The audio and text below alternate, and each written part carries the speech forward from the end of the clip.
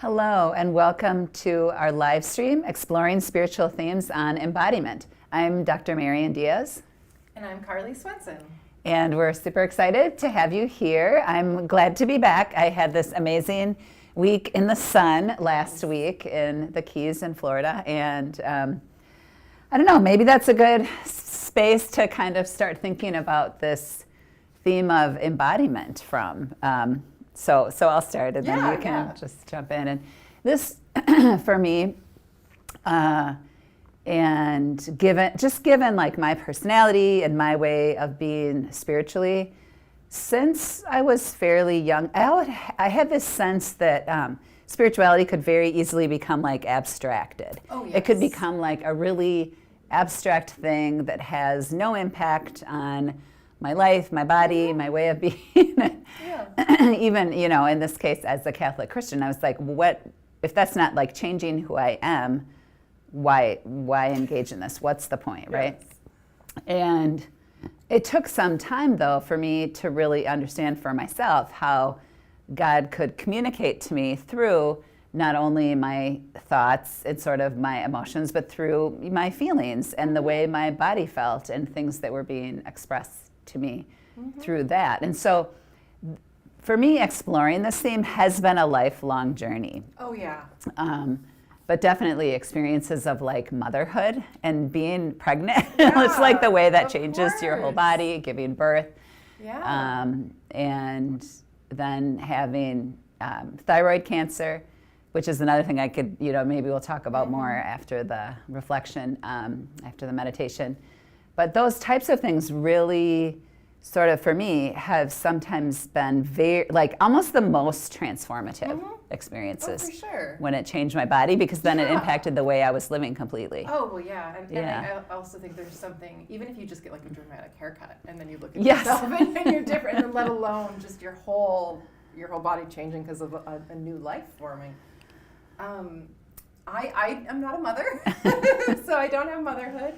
And I don't have kind of like the Catholic affiliation with it, but I know for me, I am somebody who for most of my life, I think, I grew up Lutheran, so I had religious practices, and I had, like Sunday school and confirmation, so I had those kind of things, but they never felt particularly spiritual to me. They felt more, here's a story, this is the morality of it, this is why, and that was all certainly important takeaways of how to, live in a society with other people. But it never really felt often moving to me. And it wasn't until I kind of had some of my own personal, like I think with COVID, just kind of trying to figure out, I think a lot of people sort of had their own, for me it was like a positive crisis, but that kind of crisis of self in COVID of like, what am I doing? Where am I going? That kind of stuff. And realized like, oh, well, deep down, I want to be, creative and support creativity, and I want to support empathy in the world. And then it's like, okay, so how do I embody that? And it's like, I already am. Like my default self, I think, like my beginner's mind, inner child or whatever, I think is those things. But then how do I actively bring that to the surface to then, share that love or whatever with the world? So, embodying kind of takes that sort of a form of like living compassionately, and how do I nurture that within myself to then, make a broader influence with it, I guess. Yeah, I love that, because the way you framed it, right? You had this desires of who you wanted to be, right? Yeah. And that led you to think, like, how do I embody this? Just even framing the question that way of like, how do I actually express this in the world? How do I live it for myself and for those around me to but it experience comes from that reflection too of like, okay, well, what if everything is crumbling, what is important to me? Like if this is kind of if I'm guaranteed today, what do I want to do with that? Do I want to waste it being terrified? Do I want to find some peace? And then kind of realizing, well, what gives peace? What gives meaning? What gives purpose? And those are all usually deeply uncomfortable questions that I think especially society doesn't necessarily like us dwelling too much on, because I think eventually, it empowers you to yourself, and an empowered population is great, but not great for like patriarchy and stuff. So, yeah, I don't know. Embodiment is one of those I hadn't really spent a lot of time thinking about, but it is so important to just how you want to move through the world. And I think too, just as a woman in particular, and for me being a white woman, and for women of color especially, just what it takes, how much more, you always have to be an advocate for your own health and your own well-being, but how much you have to mean to yourself, For right? real. Like how much Carly has to be number one for Carly. Yes. How much we have to really advocate for ourselves in different spaces to have the healthy embodiment that we to desire serve for yourself, ourselves. You know, in the best, most compassionate way. Yeah. Yeah. So, okay. Well, we'll spend some time together with a little meditation on embodiment. So, get yourself physically comfortable. Adjust in your chair, couch, whatever, your bed and your pillow if you need. Take a deep breath as we begin.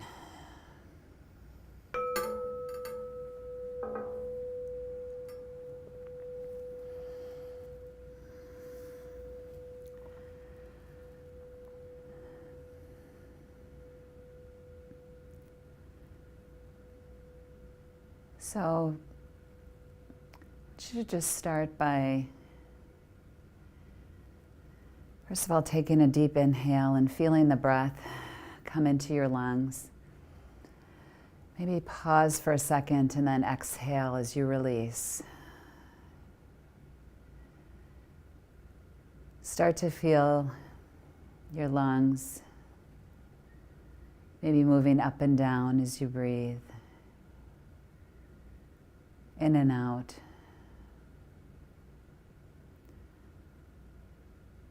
Feeling that most basic experience of breath and life in your body.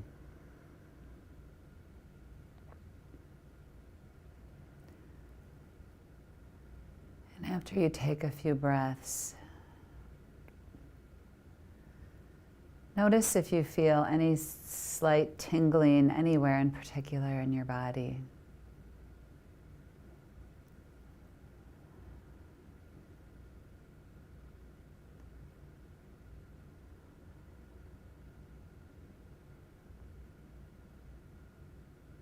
If you notice that, maybe notice if it begins to spread as you continue to breathe slowly and deeply.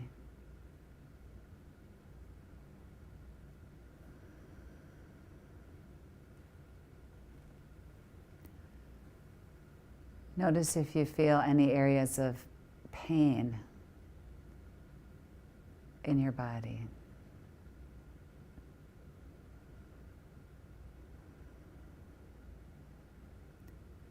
Maybe you're noticing just some tightness, stiffness, or soreness that you tend to carry in a certain part of your body.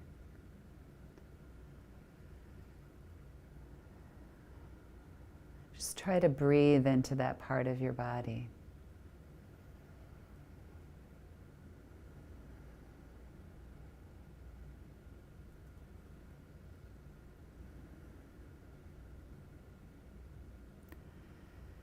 As you inhale, bring energy to those areas. And as you exhale, release, bring release.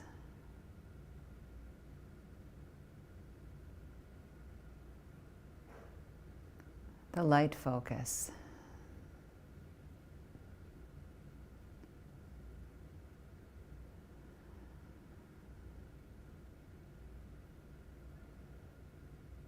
Send the energy of love and compassion to that part of your body.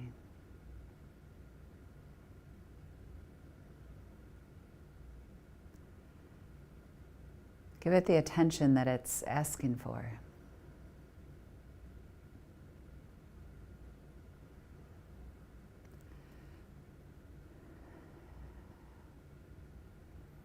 Take a couple more deep breaths.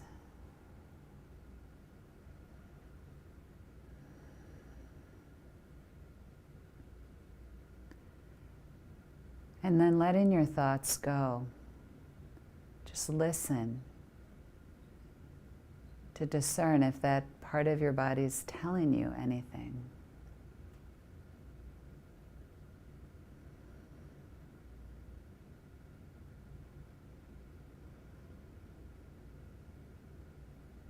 What are the senses of that achiness or soreness expressing to you?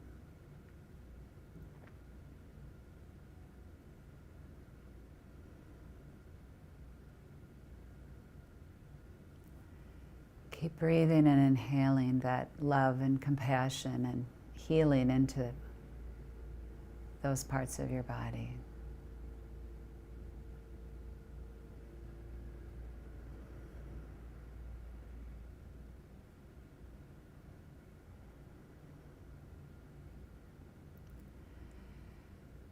And now as you inhale and exhale,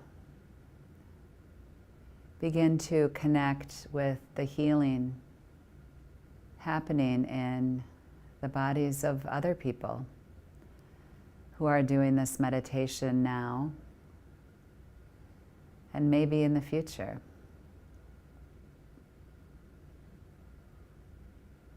Feel that connectedness.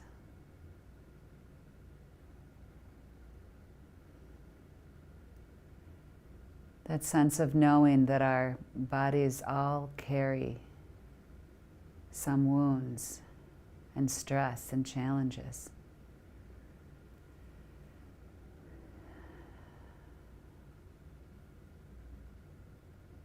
And feel the energy of our love and compassion for our own healing being transmitted into the bodies of people around us.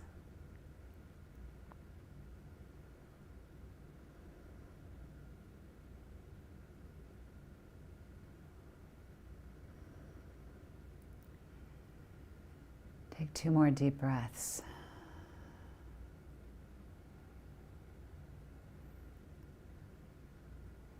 And without judgment, just notice now, how do those parts of your body feel that we're holding stress?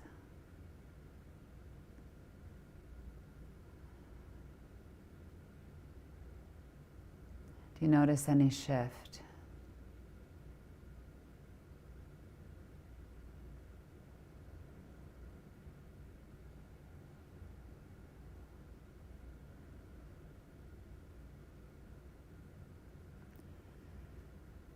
Just gently ask you to take 1 more breath and slowly, gradually come back to our shared space together.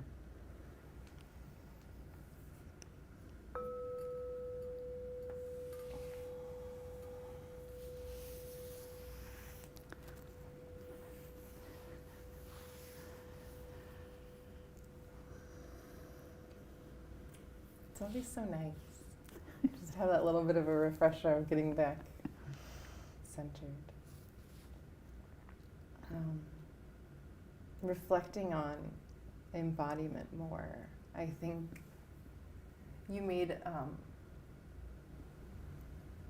a good point of how spirituality can seem so nebulous and vague in so many ways. And there's certainly, components that you can pick out and kind of make sense of in a sort of tangible way, but it can be so personal in kind of the ritual or traditions or whatever that comes in it. But it's all kind of like, it matters, but it's all irrelevant to the person until you're willing to kind of examine what is it you want to embody, or what is it you feel like you should be embodying, or not should based on the expectations of others, but should based on your most authentic, honest self, and what feels like, your purpose and your creative drive. And those are such uncomfortable spaces to kind of be in. So like embodiment is so important, and it's such a part of, I think, evolving and healing as a human, and an ongoing process, definitely an ongoing process. But it really involves that intentionality to start, to just kind of figure out even those little touchstones of embodiment. Like, do I want to just have more calm in my life? Like, do I want to just be able to say no more? Do I want to just be kinder to myself in my head? Like, do I want to drink more water? Like, there's so many of these just kind of little things that we can make such active changes on too, and just like daily habits and stuff. But it all starts with that willingness to be like, okay, so what from here? Where do I want to take this? Yeah. And I think that stillness really helps you kind of find what those answers are. Yeah. Yeah, it was funny because we were talking about this in the office before. So my example from this weekend was I was like, oh, I'm going to cut back on caffeine. And then last night, which was a Sunday night, I realized, wait, I've got this headache, I'm nauseous, blah, blah, blah. And I realized it was like, oh, it's because I actually had not had caffeine for 2 days. I'm like, no, I didn't want to completely go off of it. Like, I can minimize this, but this was not, the call was not to like completely, right? For some people that is. But it was like, okay, that's why. I don't get headaches usually. I don't get, like, so like it took me a minute to figure out I've had that what that was from. But I think for me, so one of the things with thyroid cancer is that well, first of all, the thyroid is a vital organ. So when you take it out, then you have to take medicine for the rest of your life. So that organ and the endocrine system, right, functions to impact your body at the cellular level. And so when things happen to me or when things are off with my meds or just different changes, it impacts like all of my bodily systems in different ways. Yeah, of course. And so, plus then being a woman and aging and like going through all this, it's like, okay, what's causing what? So I spend a lot of time sort of sifting through and sorting through these things for myself because then and when I do feel things like improving for me, like at the cellular level, I go with it, right? Yeah, of course, yes. And, but it's taken a lot of time and attention to like attune to that. But there's something about like, I don't know if it's connection or what, but just this, like listening, attentiveness to what's going on, and then really thinking like, oh, what did I do?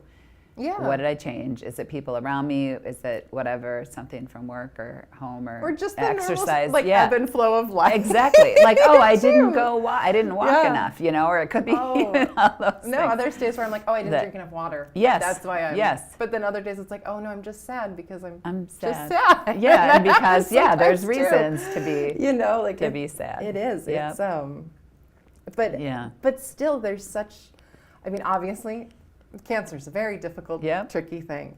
But I love that even within that, there are these like, oh, I've grown and I am a stronger person in these ways because you learn how your body works and you're more in tune. And there is something to be said. Like I think a lot of us are very disconnected from our bodies. And I would say like the things we eat and stuff, which is important. But I mean, in so many ways, just like even as women, like, we're taught other people's opinions matter on how we look, how we dress, what we should wear, how we should move through the world, So from early on, we're taught that like everyone else is sort of that, and we need to cater to that. And so switching that habit over and being like, okay, what am I feeling? Why? What am I putting into my body that helps? What is this medication potentially doing? How are they interacting? And it's all just, it's like another muscle. It's another skill to kind of add and really